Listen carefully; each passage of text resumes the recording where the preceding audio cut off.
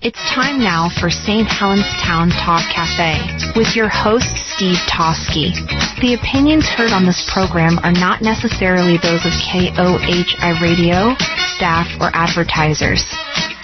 You can call in now at 503-397-1600. Now, here's Steve. Thank you, Linda.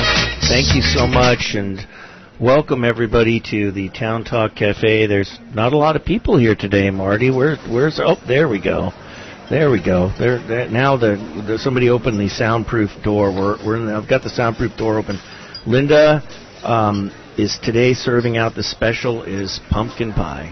My favorite. Last week was pumpkin soup. This week is pumpkin pie, and we are in November. Halloween's officially over. We're heading toward Thanksgiving. And it is election season, Marty. There's things that people are actually voting on these days. Well, yeah, we talked a little bit about a certain school bond issue. Yeah, Scappoose and we're gonna. Yeah, I'm not from Scappoose, but I understand that people still have time to vote. Absentee ballots can still be mailed in. They can. People are probably still thinking about this bond measure. How do I vote? What should I do? What should my priorities be? That's it. And so they can always hand carry the ballot in as well. And drop it off at the electoral box. That's it. And this is for Scappoose people. Well, we reach Scappoose, right? Oh, we do. Certainly the rumors from St. Helens go there, and Kohai that we're all over the world. We get from we reach Scappoose, correct? We do. We're on TuneIn.com. Who knows where that really goes? I think it goes out into the solar system. Yes, Linda, another cup of coffee for me, please. Yeah. And also one for my guest, and an extra piece of pie for my guest. Today, coming into the cafe, is Wayne Mayo, who I happen to know Wayne from the pool, the Eisenschmidt pool. We're swimmers. We are swimmers. Yes, we are. And your wife swims too. Yes. And so and so does your wife. That she does. Swimming is an integral part of my life, my wife's life. Yep. And so let's go back in the soundproof room and we can chat a little bit about swimming and what's going on. Let me get that door right there. I never learned the butterfly. Okay. Never did. It's not too late. Not too late. That's something to think about. That's right. Especially looking like you these days, Wayne. You don't look a minute over 55. Oh, gosh. Like I said, that's the kindest word I think I've heard all day. Yes, but I wanted to ask you, let's start with the swimming a little bit. So we ran the Eisenschmidt pool is something that you actually work on and help keep running. Am I right there? Every once in a while I contract to do some work for them. I've been on the board there in years past.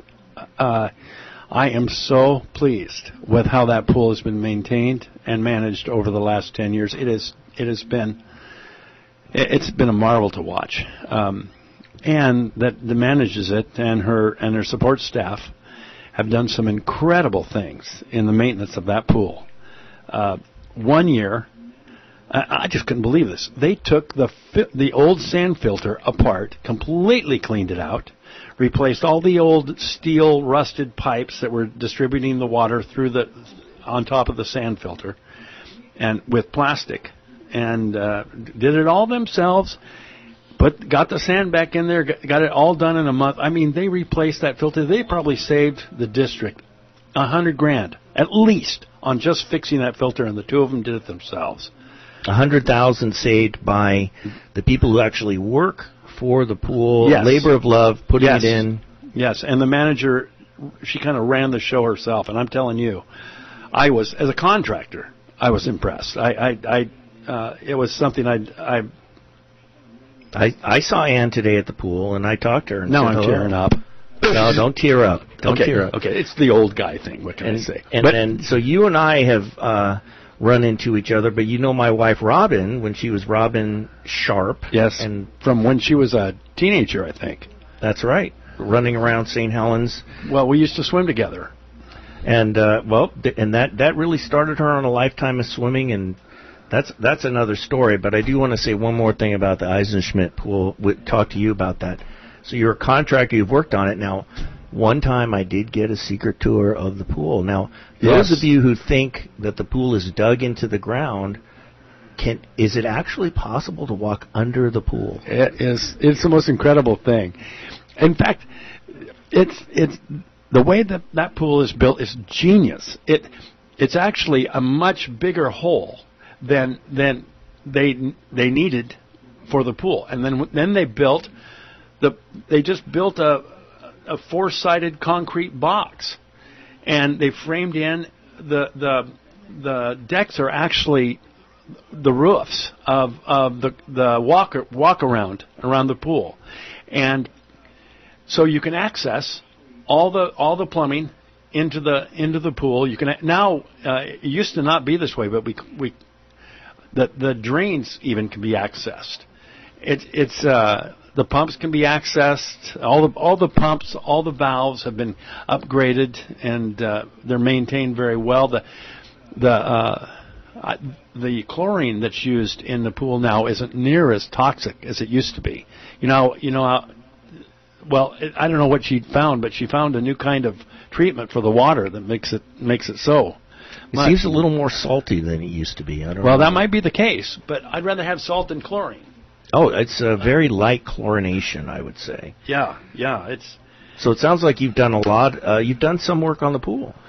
Well, I've when she's needed it, there's been little repair things. The thing was built during the WPA back in the 30s, I think, and so there's been some wood repair for the longest time. In the men's room, somebody had installed a piece of what's that press board stuff? The real small flaky stuff, the underlayment particle board. Somebody had installed a piece of particle board over the square box where you used to turn in your clothes, and that just didn't make it. No, it made it. It made it for probably 30 or 40 years. Wow! It was an eyesore. Oh my gosh! And when so one time when I was in there doing some work, I don't know what I was doing, maybe working on the ceiling in the men's room or something. I saw that, and I happened to have some old growth Doug Fir tongue and groove Wayne's coating, and I pulled down that press board and I replaced it with Wayne's coating, and it's much more pleasing to. There it is. Where do we see that if we go into the pool these days? Well, only the men can see it. Only the men, okay. The women can sneak in here but, and there. No, it's just that little box. If you've lived in St. Helens, I've lived here since 1960. And when I was a child, the pool was uncovered, and it had like a mud puddle that you would walk through to clean your feet before you went out onto the deck and play in the pool. And right before that wash, that mud puddle thing, was a window to give the lifeguard your clothes, and they would give you a little clip to put on your swimsuit. And then, nice. And then you went out and played, and then you came back and gave them the little clip, and they gave you back your clothes. Sounds like an old-fashioned way of doing things, like a coat check, but it's a clothes check. Yeah, it was a clothes check. They had these old nylon, just like they have now. The ones they have now are the new ones, but they're just like them. That's what I remember from when I was a kid. Well, I can say this from having seen Wayne swim. Just all of you out there that want to be a pool swimmer, Wayne really gets back and forth in that pool very well, and it's been a pleasure getting to know you through some locker room banter. And thank you for coming in today. Now you're living. The pie's great. You're living in Scappoose now. Yes. We live on JP West Road. Okay, and then but you've also lived in St. Helens and Deer Island. I've lived in St. Helens most of my life. I lived in St. Helens for, 10 years of my life. I lived in Deer Island for 5 years of my life. I lived in Columbia City for a few years. Probably 8 years. I've lived all over this county, just South County, I suppose. I haven't never lived in Rainier. Do you have kids? I have 7 children, 4 boys, and I also have a stepdaughter who really needed me, and we're really close. I walked her down the aisle at her wedding. Nice. 25 grandkids. 25 grandkids. So, my kids should have gone to your home for instruction on how to have those grandkids. I'm still waiting for them. I enjoyed the process myself. Hopefully they did too. Yeah, that's yeah. But I tell you, 25 grandkids, and so you know what it's like to have kids come up, kids in the schools, kids in the school system. You've got grandkids, and it sounds like you've got, well, is my understanding some of your grandkids are going to private school now? Some are, yes. Okay. And you're I want to make sure you're a local contractor, and you've been, what sort of stuff have you done? Just kind of, give us a little tiny glimpse of a resume. Well, the main thing I do is, over the years, is small remodels. We do roofs. We do, not every roof. If it's too steep, I don't want to do it. If it's, I do, I have a crew. I don't say I. We do kitchen remodels. We do bathroom remodels. We do paint jobs. We do rot repair. We do. And here's a shameless plug. Okay, how do people get a hold of you, just in case, before you move on to your opinions? What Wayne Mayo Construction? Where do I look on the internet if I want to find you? I don't have a website. I know that's word of mouth. Illegal. That's okay. Yeah. I just I advertise. I should advertise on this station. You should. I should. In fact, you should advertise on my show. I'm trying. People are applying now for spaces on my show, and your construction company would be a welcome addition to the Town Talk Cafe family. Well, I'd like to say this: if you have a relative or a friend, or if it's you yourself, if you're good with your hands, and maybe you're retired, and you'd like to do some work, you'd like to do a little bit of work every week, a little construction work. If your work's good, believe me, I'll recompense you well. You can work for me. I can work around your schedule. If there's a kind of job you like to do, I can put you on that. And I'll keep you off roofs. If you don't want to go on roofs, I'll keep you out from underneath the house. If you don't want to go underneath the house, if you're a retired guy and you would like to work, I like guys in their 50s and 60s. I really do. All right, then so, there you go. They're reliable. They're honest. They're conscientious. They're good, and I do not mind paying them top dollar, even for part-time work.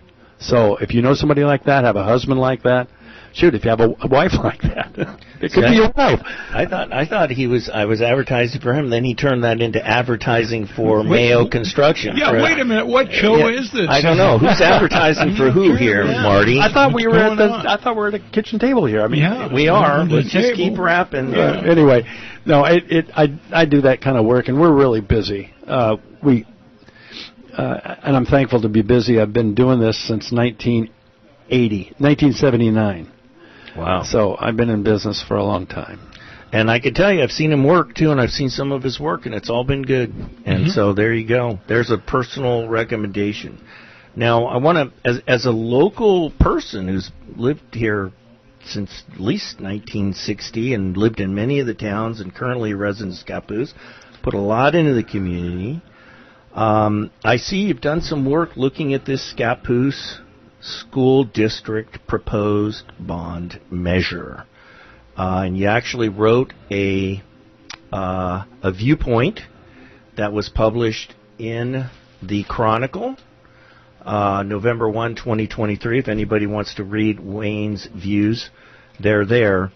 And I want to talk to you a little bit about this bond measure and what it purports to do, how much it's going to cost, and some of the concerns that voters may have in approving this thing. And I could just give you my personal perspective. When I hear school bond, I just want to vote yes. I mean, just check the box yes. Whatever the schools need, let's just, give it to them. I mean, whatever, if it's whatever it is. I mean, and then all of a sudden, though, what you point out is actually the price tag is kind of big on this one. Yes, it is. So let's talk about what is this bond measure for? I mean, for those of us who really haven't read it and don't know, what bottom line what is this bond measure for? Just a minute, I got to take this call.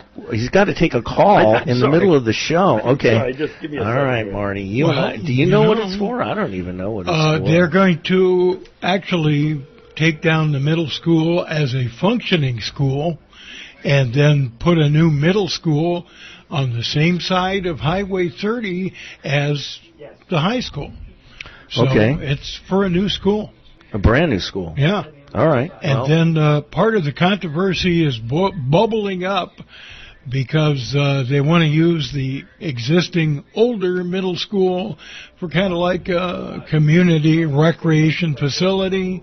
And people are saying, well, wait a minute, if it's still functional, if you're not going to tear the whole thing down, then why are we not remodeling that for a junior high or middle school? Yeah, that's kind of an interesting, I kind of hear that controversy a little bit. Yeah, that's sort of, we talked about that earlier today. I think Brady talked about it, and Tammy, and I think Melinda talked about it. So they've kind of had separate sides going, and makes for good radio, but it's controversial, and I got a bunch of phone calls after the shows, and so in case people want to call in and ask some questions, which number should they call here? Let's use 503-397-1600. And so this reminds me. Wayne's back now. Okay. It's okay to take a phone call at the cafe, but only in the soundproof booth. Thank you for stepping outside for doing that. That's I appreciate it. Sir. So I don't know if you heard. Did Marty describe this bond measure correctly? Do you think? That it's to get rid of one school and build another school entirely. Is that? It's kind of the drift. Wayne's probably better at explaining it than I am. But, well, before Wayne answers that question, let me ask you a real quick question, Marty. It kind of reminds me a little bit about a couple of things the city of St. Helens has done with a rec center. Like we bought one, and then we bought another one. Yeah, we did. And then the one we bought sat empty. Right. So we've spent millions with two buildings. Yeah. And neither which, I understand, is completely utilized. And then that's correct. And now we've got a pile of dirt. And we have a pile of dirt, which is a new police station. And so here's the thought process on the police station, and that is we have this old police station that was built in 1971. It's beyond its useful life. There's testimony from the police that people come from out of town. They're actually afraid to go in the building. They're afraid it's going to fall over. Yeah, well, it's not quite that bad yet. Well, that's what they say. That's my view, but I'm not an engineer. Well, that's what the people say. But Wayne is. Wayne probably could tell you about that. But that's what the people say. Okay, my experience is donut day. At the police station. You know what? I look. I like a donut too, and I'm not talking about the police here. I'm talking about how we expend our resources as a city, as a body politic, as our people. What kind of resources do we expend for our police? And so, it's about our money and how do we spend it. And so I think we need to support the police. I think my personal view is, and I live in Hillsborough and commute every day for 20 years, so yes, I've lost my mind, obviously, but I think the old building could be remodeled, and I would feel better about spending money on more cops. Well, and that's one point of view, and then there's also the point of view of tearing the old building down. If it's beyond, just move some people in portables for a year. And knock it to the ground. Sure. Build a brand new, beautiful facility there. Yep. And then move the police in there. Instead, what the city is doing is building a whole nother police station in a very controversial spot. Yes. Very risky spot. Do they have the money to do it? Well, they borrowed. They don't have the money. They borrowed the money. So we don't have the money. They borrowed money. Yeah, so we that's pay us a loan. Line. We didn't have the money to begin with. Right. So they borrowed money to do this thing, and then they wasted $1 million. And we're going to talk about that too, because we're going to talk about that in the context of these school bonds. So well, then let's talk about the school bond. Let's talk about that. Here we go. Yeah. So wait. No, here's the question now. Did Marty kind of explain it right? That's what the school bond's for? I was on the phone. I wasn't listening. Oh, okay. I just said they're going to not use the old middle school and build another school on the same side of the highway as the high school. Yeah.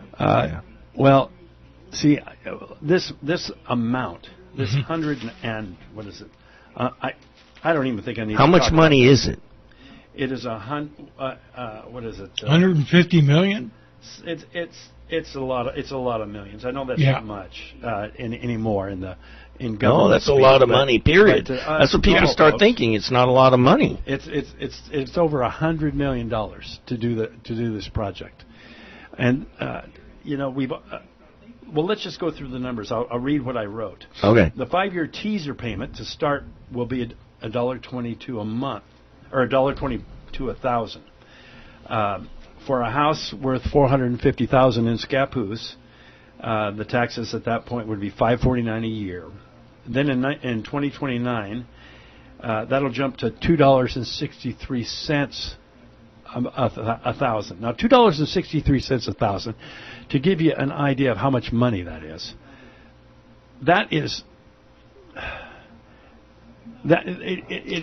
It's almost. I can't even say it. I can't even speak in full. Well, how much is it here? Let me get my phone. I don't know what the total evaluation. $2.63 a thousand. $2.63 a house. Yes, $1,000. So on a house that would be worth, say your house values climb 3% a year, so your value is now $521,000 times $2.63 a thousand. That's $1,370 a year. That is $110 a month for that for the school replacement, and that goes on for another 26 years. $110 a month you will be paying, and that's going to be going up because your rate's going to go up 3% a year. So you're going to be. That's just the start. That's just the start in 2029. And how is that I know that there's a Proposition 13 type thing. We've got a proposition here in Oregon that limits the taxable amount, but your assessed amount can actually be way more than your taxed amount, I think. So if they assess you more, how is this thing tied to the value of the house? I mean, what if your house doubles, for example? Is your tax going to still double? I guess that would be a question. Well, who can predict what the real estate market's really going to do? No, let's say it goes up. It's going to go up. It's going to go up. It's absolutely going to go up. We're living in one of the best places in the world. You're going to go, we're going to go from that $1,370 a year in taxes just for this one building and some repairs. Some upgrades. Now, listen, they will tell you that this building is dangerous. They will tell you that this building is going to fall over. If there was an earthquake, children will die. That is just horse pucky. That's the stuff I clean off my boots when I come in from the barn. That is not the truth. Do we trust our government to vet this that thing? is a lie. It's a lie. Listen, I went to John Gum School, started in 1960. Between the years I was there and the 5 years it took me to get through high school, it was the best 13 years of my life. And I can tell you, you go back and talk to the people that lived through those years, and you'll find out that none of them are dying from asbestos poisoning or asbestosis or whatever it is. None of us are. We're not. There was asbestos wrap on all those old radiators down there at the school. Oh shoot! We played with it. We were kids. We didn't. There was these round wraps on the pipes up to the radiators. We didn't know it was dangerous. But you find one of us from that era that has asbestosis because of it. You won't find a single one. And let me ask you this: Since we had to build a new school and abandon John Gum, has John Gum crumbled to the ground? No, the county's actually going to turn it into a wonderful building for the county. Oh my gosh! But it's going to crumble to the ground. People are going to die. It's at a fraction of the cost, by the way, of building the new school. I'm sure. Well, why don't they put the police station in there temporarily, and then knock down the police station where it's at and build up right on where it's at? There was discussions about doing that, but apparently the city had already sold the building to the county and decided not to. The county probably rent it back from them. So let's. We are talking logic here. So let's make sure we stick with that. Careful. I know. We're talking, and so I guess this is a $250 million bond. I mean that. Well, that's with interest. I think that's with the interest. But that's what people pay. That's what it'll end up being. That's what we'll end up paying. I think you got to understand that you got to pay the interest. It's like saying, my mortgage is $150,000. Yep. But with interest, it's $350,000. And where's interest rates going to go? They're going to go up. And I don't know if these bonds are locked in or not. But I don't think they're going to go up. I think they're probably going to come back down, but you can't guarantee that. Well, I don't know. We're talking about expensive things, and that's the point, is that somebody pitching this kind of thing to the public should be doing a really good job of saying what it is that they can do other than this thing. Okay, well, let's talk about the example I used in that article that you're quoting out of. And that's a great teaser for when we come back. All right, call in too. There's some questions. We're gonna riff on this thing. Thank you. Another piece of pie for me, please. I'll take 3. Cool Whip. Yeah, Cool Whip. Oh, good. Ice cream.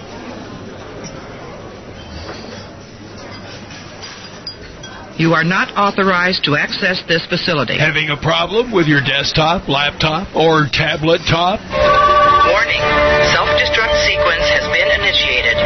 Warp core overload in 7 minutes. It's never too late to call Brady at Preheim.com, 503-543-4884, or email Brady on the web at Brady@Preheim.com. Serving Columbia County for over 24 years. Desktops, laptop, tablet top, cell phone top, and Brady makes house calls and business calls. So don't put up with a slow or no computer. Give Brady a call now, 503-543-4884 at Preheim.com. Brady is the only guy I know with a cardboard cutout of Mr. Spock behind his desk. NMLS 116407. This is Matt McHugh from Cascadia Home Loans with a special announcement from Columbia Pacific Food Bank. Columbia Pacific needs volunteer drivers. Volunteer for a shift now. Shifts are just 1 day a week between 7:30 and 10:30 a.m. No CDL is required. You just need a driver's license. Go to cpfoodbank.org and click volunteer to help feed Columbia County now.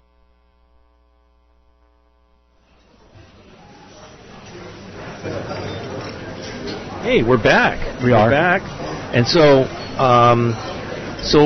we're going to talk a little bit about the case for this school and the new school and $100 million, $150 million, some incredible, staggering amount of money. I mean, this is the kind of money that really is very, very difficult to imagine how much it is. It is hard to imagine. And so what do you think about the districts, how they've been doing as far as just maintaining the buildings that they have? What do you think about that? Well, I haven't walked through them. I don't, but most of the time when people are talking about ripping a building down, they've got disrepair to show off. They've got roofs to complain about. They've got the lack of air conditioning to deal with. They've got issues. And I can see just from driving by, and that's my only, I haven't done a walkthrough, but just from driving by and having been in the church that that used to meet in that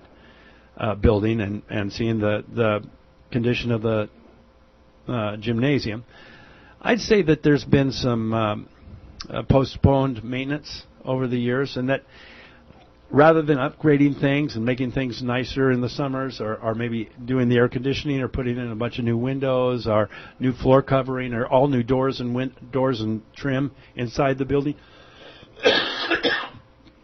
they've been thinking, well, let's just rip it down and start over. And I just think that is wrong-headed. I think it is so much less expensive to incrementally upgrade a building, but do it in smaller chunks. Don't say, oh, we're going to paint the whole thing in one summer, and we want a contractor to provide a $500,000 performance bond and promise he'll do the whole thing before school starts in September. And a lot of small-town contractors just can't do that. So one of the things you say in your article and your viewpoint is that a lot of the times what happens with these government jobs is they make them so big that the local contractors really have a hard time getting performance bonds and competing effectively. And that's right. They have to back out. They don't have the crew. And so rather than taking little bites at the apple, so for example, this year we're going to phase in, some surfaces, some walls and some windows. We're going to do some floors. We're going to do a roof. We're going to maintain the building that we have. Yes. And we're going to do that in little pieces over time. Yes. And so what we get from that is, I just did a house remodel, okay? And one of the things that never entered my mind is I just walk away from my house and then build a brand new house on another lot somewhere. It was, remodel the house. And then, I've got a house right now that, we're not going to tear the thing to the ground. It's got a lot of great stuff in it. Now, a lot of the stuff's dated. But I can tell you, it's way cheaper to tear out the carpets and some of the sheetrock and redo a bathroom or two than saying, I'm just going to tear the whole building down and rebuild from the ground up. Well, here's the thing on new construct now. The codes have got so tight. The requirements are so rigid and ridiculously rigid that you just can't believe the hardware and engineering that goes into a new home compared to an old home. And here's the funny thing.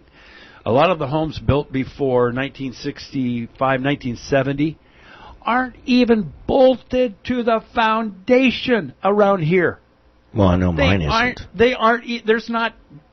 There's well, no. Is that an argument for tearing the school down, though? Well, the point is, things last.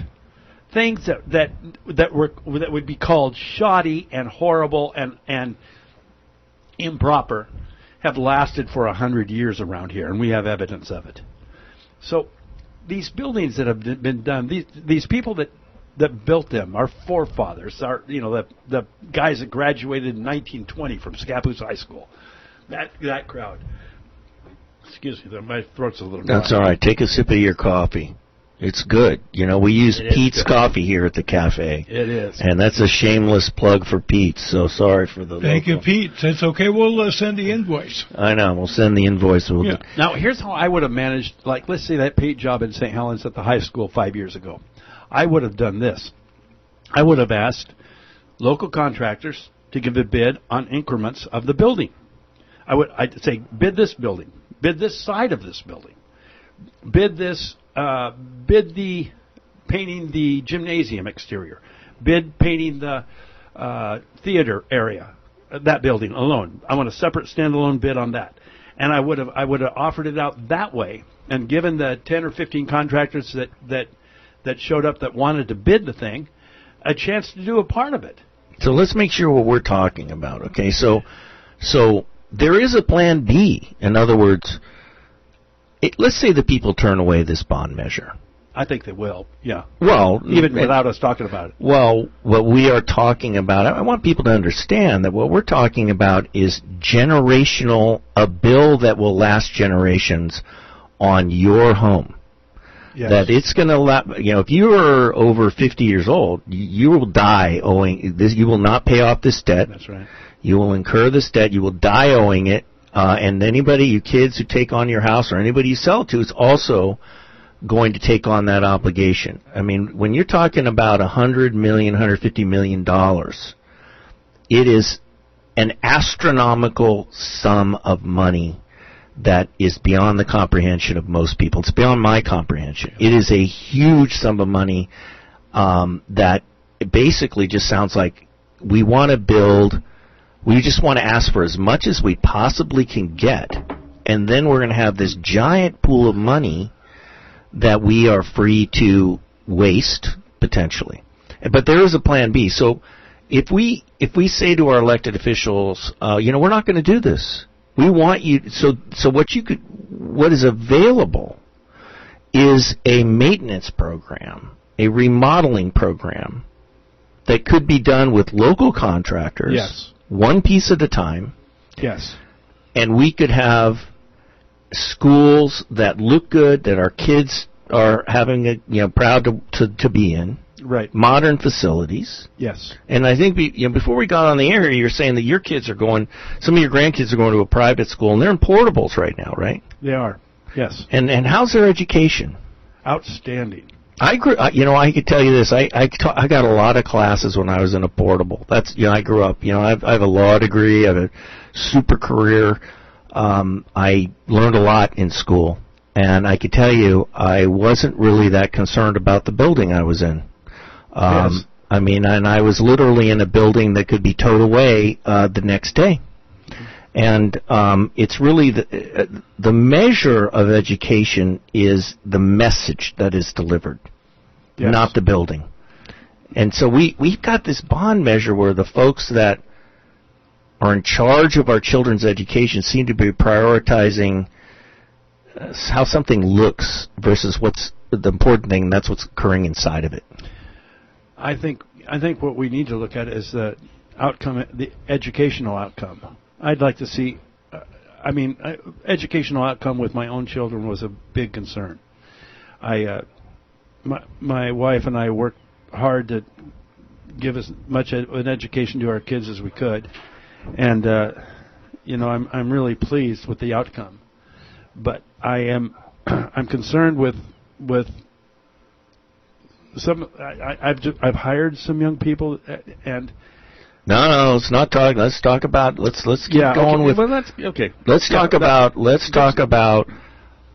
where we should be putting our focus, and that's on curriculum. That's on instruction.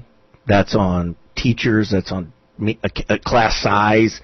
That's on accountability of teachers. That's on what are we teaching versus what we shouldn't be teaching, and not putting gigantic resources toward buildings is what we're talking about. It's a little out of balance. Yes. It seems like completely massively out of balance. Yes, it is. But I think the important thing is, and now we're talking about one of the reasons why I thought it was interesting getting you on the show today, Wayne, is to talk about a contractor who's been there, who's handled the nails and the pipes and has seen what can be done. And we started off this conversation with a building built in the 1930s as part of a work project. And that building is still going strong, and the reason why that building's going strong is somebody actually cared about the maintenance and put resources in the maintenance. Yes. Am I right there? Smart resources. Smart resources. Yes. Okay, let me give you another example. I have a buddy who he's a lead maintenance man at a Beaverton School District school. I won't name it which one it is, but one summer he ran the paint crew, and it's a bigger school than St. Helens, and it ended up he had to keep track of the costs, and he painted that whole school. His costs were $129,000 to pay a much bigger schooling program than the one that we did in St. Helens for $500,000. I think you put that in the article, right? It was. I might have put that in there. Yes, and so with proper planning and actually consideration of other people's money like it's your money. Well, I think that's where the disconnect happens, right there. Other people's money. You know what I see on these things, and this is my personal opinion, is I see a lot of these government officials. They think it's about their ego. They want to put a plaque on a school. Hey, look, this school was built by school superintendent, this, that, and the other, and they want to put a bronze plaque up and turn around and say, look what I did, and put me back in power. And this is like it's really kind of I don't know. It's like it's some kind of ego thing. And well, off air, I thought you had a great idea that there should be a law that you can't put a plaque on a building naming the people that are on the board that pushed for it. I think there should be a law that says no elected official could be on a plaque on any building that they voted to create while they were in office. I think that's a great idea. What the heck difference does it make? Yes, honestly, what does it make? I mean, who cares? Yep.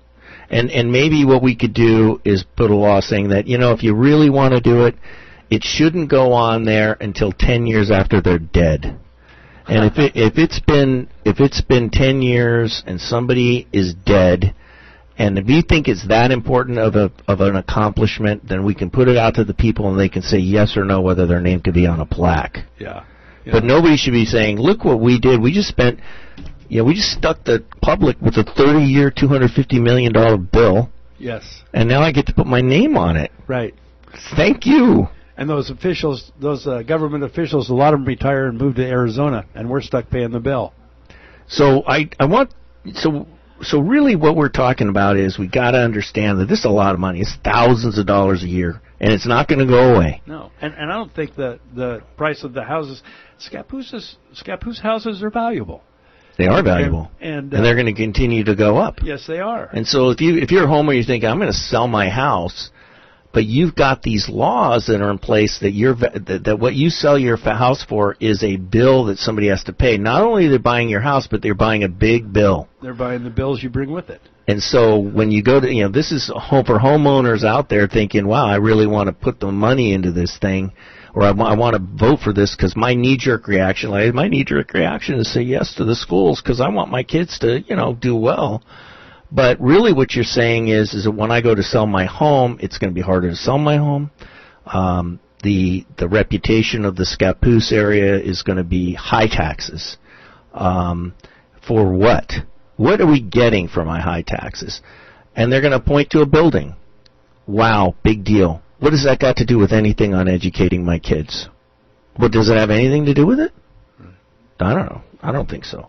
So there is a plan B, and that's the thing that I think the message is that for those of you that are thinking about filling out your ballot and you're thinking, wow, what do I do here? There is a plan B, and if we turn this away, conscientious leaders are going to be able to find a way to use our existing buildings to deliver an education. Am I right there? I'm sure they will. Yes. Absolutely. And maybe what we're looking at is for leadership change. So we're going to take a quick break here. Linda's telling me we're going to take a quick break here. And we may come back and talk about something other than buildings. I don't know. More coffee, please. Marty's falling asleep. More coffee. No, I'm good. I'm getting fired up in here. He's getting fired up. Okay. Okay. Hey, I got to feed my dog. This is Wayne Mail. Meals on Wheels has been providing shut-ins with hot meals since 1976. Now they need our help more than ever. Become a virtual driver. Write a check for $15 to St. Helens Senior Center and send it to 375 South 15th, St. Helens, 97051. Mark it for home delivery. Plan on writing a check every month. That's $15 a month payable to the St. Helens Senior Center, 375 South 15th, St. Helens, 97051. Thanks in advance for your help. NMLS 116407. This is Matt McHugh from Cascadia Home Loans with a special announcement from Columbia Pacific Food Bank. Columbia Pacific needs volunteer drivers. Volunteer for a shift now. Shifts are just 1 day a week between 7:30 and 10:30 a.m. No CDL is required. You just need a driver's license. Go to cpfoodbank.org and click volunteer to help feed Columbia County now. Dad, let's go see if there's any pumpkin pie left in the Town Talk Cafe. What do you think, Steve? It's gone. Linda told me Wayne took one to go. He did. He had to go. Yeah. He said he had to go feed his dog. He took one to go. And I want to thank Wayne for coming in and sharing his perspectives of a long-term St. Helens, Scappoose, Deer Island resident and person who knows how to maintain stuff and how old stuff can continue to work. And we don't have to be tearing things down and spending money unnecessarily. And he's got a very in-depth perspective that comes from a lot of experience. Oh, he does. He does. And so, we are talking about a lot of money that is not going to go away. It's going to be there on your bill. And if you sell it, somebody else's bill, your kid's bill. I mean, you will be paying this bill. I'd be paying it for the rest of my life. That's it. Because I don't live in Scappoose, but it would be a lifetime bill that I would pay for what? A building. Not anything to do with education. Nothing. No. So now I want to shift a bit now to, I want to bring in my buddy Andrew, who I also know from the pool. Andrew. Hey, Andrew, how's it going? Pretty good. How are you? Excellent. And Andrew's another, I should call this Pool Talk Radio because I like that. I know. Town Talk Cafe, really. It's really chatting in the pool. We do swim in the pool, don't we, Andrew? About 50% of the time. Yes, and the rest of the time we sit on the edge and we talk. And one of the things Social hour. Yes. And Andrew, how long have you lived in the St. Helens area here, Andrew? My wife and I moved here spring of 2020. Oh, so you're like brand new. You're like a newborn. Exactly. Yes. But I understand you've got some Pac Northwest roots, right? In a sense, yeah. We lived a long time up in Northwest Washington in the Port Angeles area up there. Well, welcome to the Sun Belt. Actually, I'd have to disagree. Sequim, Washington, I think gets more sun than St. Helens. Sequim, Washington? Yeah, it's the blue hole up there. The blue hole? Yeah, airline pilots think it's famous for its sunny weirdness. You can actually see the ground. And the sky. Everyone, look up. There's the ground, or look down. So, Andrew, now a little bit about your background, and this isn't. We're going to talk about this on another show, but you actually help do the computer programming for what? I work for NASA. I'm kind of a rocket scientist. He's a rocket scientist. Yeah. Okay. But I work for NASA's unmanned space program, where they send science instruments on rockets to study the planets and the sun and asteroids and whatnot. Places that astronauts haven't gone yet. Make sure you get that mic and just talk right into it so we can hear you. Okay. So you are helping do something with satellites that are rotating around the sun right now. Some of them rotate around the sun. Some of them rotate around the Earth. Some of them go to Jupiter or Saturn or the asteroids. But yeah, I have been involved in 3 or 4 different NASA missions since the 1990s. All right, we're going to talk about who cares about that stuff right now? Because we're going to talk about this later. We're going to talk about Earthbound stuff because I understand that you are, and I saw this in the newspaper as well, that the Columbia County Beekeepers, are you a member of the Columbia County Beekeepers? I am, yeah. And there's a meeting coming up, and tell us about beekeeping. Are you a beekeeper, first of all? Yeah, I've been a beekeeper for about 10 years. My wife got me involved. She got me a kit, and for my birthday or Christmas or something. And, so I've been keeping bees ever since. What kind of bees do you keep? They're honeybees, and honeybees are actually not native to America. They came in with the Europeans as Europeans came over and, conquered, populated, whatever exactly, the New World, as they called it. Anyway, they brought bees with them. Honeybees are not native to the Americas, although there's all sorts of other pollinators that are, like various kinds of bumblebees and mason bees and all sorts of other pollinators are native to America, but not the honeybees that we keep in hives. And so, do you harvest honey? I do. I got 4 hives, and each of my hives has its own little character, so you can have a strong hive that produces tons and tons of honey, like maybe 3 or 4 gallons in a year, and you can have another hive that is not doing so well that year and might not produce any honey for you. So you do, if you are a beekeeper and you want to produce honey as a hobby, you do need more than 1 hive generally for lots of different reasons, but one of those reasons is that it just might not give you any honey in a particular year. Do you sell your honey?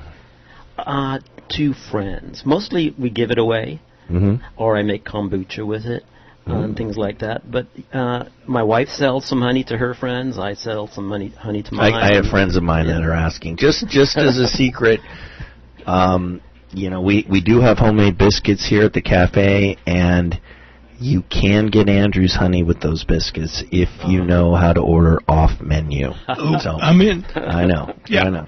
Okay. So for 10 years you have 4, and now you have 4 hives. And so, are these bees? What are they doing now? In the wintertime, the bees don't hibernate, but they do get very inactive.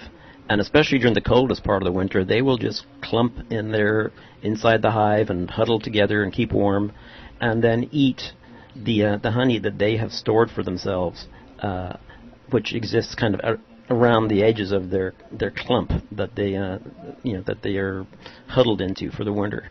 And so they will start doing that around now, and then they won't come out of that clump until end of February, early March, when things start getting a little warmer again. Do you put a blanket over them or anything like that? Lots of beekeepers do. There's all sorts of things that you can do that may or may not help them along, because you don't want to get mold inside the hive, and so putting some insulation all the way around the hive and stopping it up completely, it might not be the best thing, because they do need some ventilation. But as a beekeeper, you can help them to keep warm. But they've been doing their thing for many thousands of years without us, so they don't need a lot of our help necessarily. How do you? When does one harvest the honey? So when does that happen, and how does that occur? Here in the Pacific Northwest, most of us here would harvest the honey in late July, early August, because almost in all cases around here, the nectar that comes in the most is the blackberries, and the blackberries do their flowering in June and July. By the end of July, and beginning of August, you're starting to get blackberry fruit and not blackberry flowers anymore. So those white flowers that the blackberries produce in June and July, that's where the honeybees get most of their nectar that they bring into the hive, and they make honey out of that.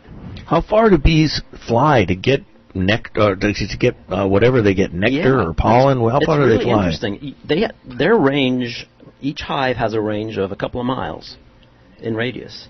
And, of course, it gets bigger if they can't find stuff close by. And, if a hive can't find stuff close by, they'll go out maybe 3 miles.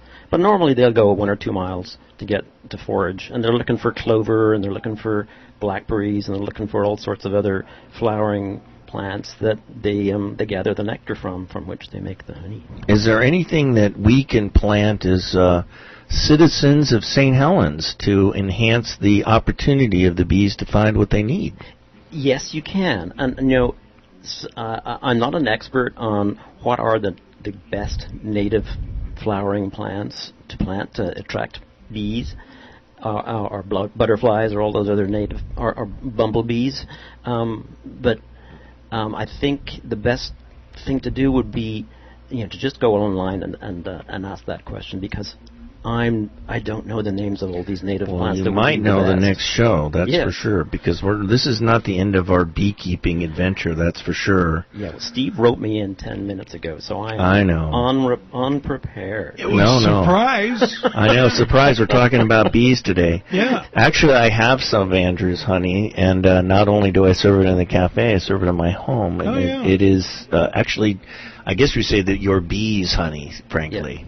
So what does one do to harvest this honey? Well, it's quite the operation. If like me, you just have like 4 beehives, you're going to be harvesting on the order of somewhere between 12 and 16 gallons of honey out of these 4 hives. Oh, my goodness. That's even when you're leaving them plenty of honey to go through the winter with, which, of course, you have to do.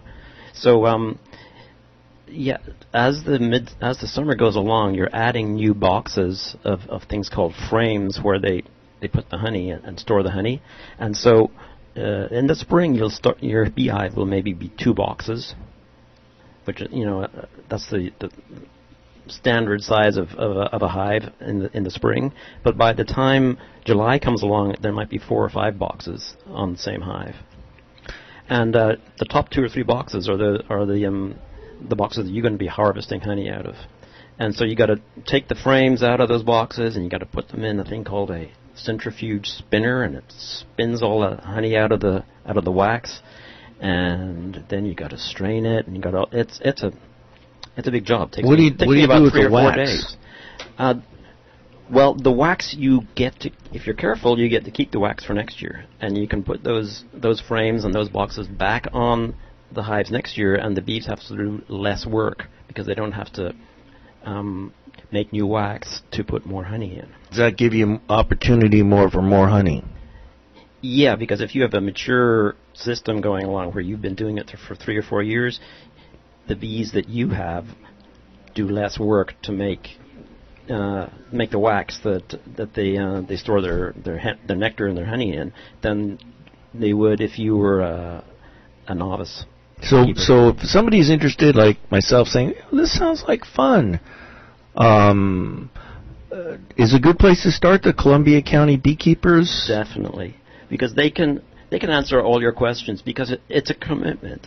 You can't just say, oh, I'd like to have some hives in my backyard, because you need to be a responsible steward of your beehives, because as people maybe have heard, bees have issues these days with pests and disease and things like that. And if you're not a good steward of your bees, you're going to be contributing to that rather than helping, by the fact that your hives may be the ones that are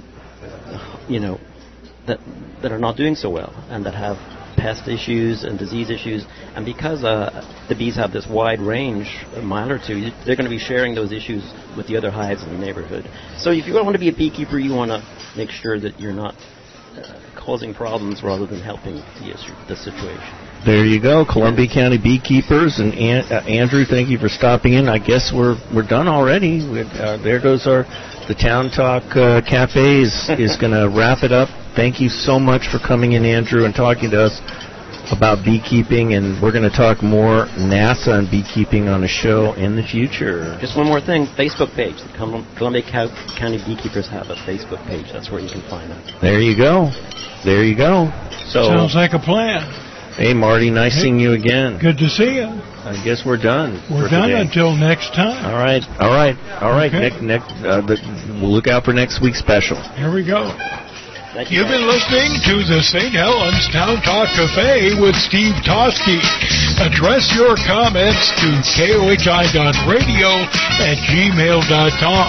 And listen again at 4 o'clock, Monday through Friday, for St. Helens Town Talk Cafe here on KOHI.